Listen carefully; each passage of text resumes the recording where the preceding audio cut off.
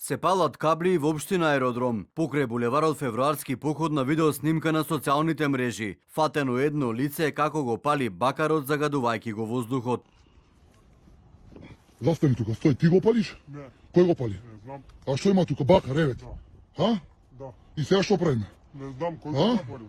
Каблите ги палеле две лица. Случајот веднаш е пријавен во полиција. Тие биле затекнати на местото на настанот и приведени. Задржани се во полициска станица, а од Министерството за внатрешни работи најавува дека по целосно документирање на случајот ќе биде поднесена соодветна пријава. Според информациите на МВР, во неделата околу 12 часот и 30 минути, полициски службеници од СВР Скопје, полициска станица Аеродром, ги лишиле од слобода ТМ 23 години и ИМ 26 години. Случајот бил пријавен од вработен во општина Аеродром, кој информирал дека во парк на булевар Февруарски поход две лица палеле кабли.